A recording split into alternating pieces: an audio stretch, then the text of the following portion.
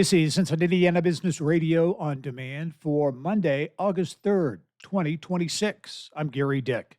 Colts camp is underway for the final time in Westfield. The team will next year take its training camp to its headquarters on the west side of Indianapolis. But momentum around the sports economy is showing no signs of slowing down in Hamilton County. In fact, it's picking up, says Hamilton County Sports Authority Executive Gabe Amick.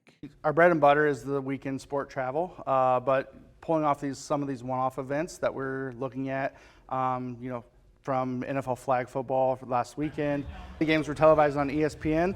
We also saw some numbers are still coming in, but almost 1.4 billion eyeballs were on that event. Polygon Company is investing $4 million to expand its medical manufacturing operations in Walkerton, a project the company says will increase its production capacity tenfold and create more than 35 jobs over the next 5 years. USA Gymnastics CEO Kyle Albrecht says plans for the organization's new headquarters and wellness center in Noblesville are on track for a groundbreaking soon and opening in advance of the LA Olympics.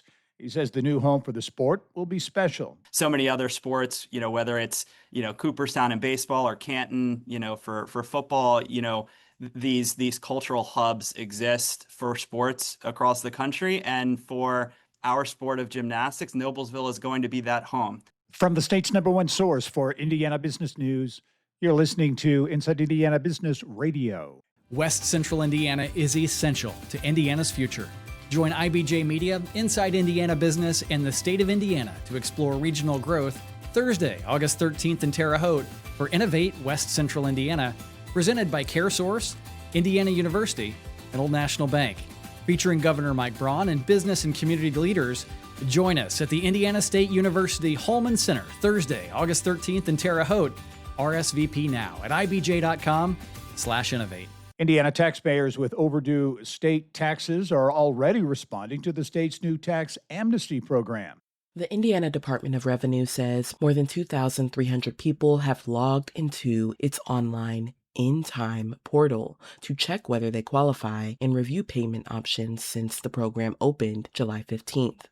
The amnesty program allows eligible individuals and businesses with tax liabilities from before January 1st, 2024 to pay what they owe without penalties. Taxpayers must enroll in a payment plan or pay their balance by September 9th. Anyone who participated in Indiana's previous tax amnesty programs in 2005 or 2015 is not eligible. Department spokesperson Megan Kramer says the agency chose to focus its resources on people who can actually benefit from the program instead of spending money on broad marketing.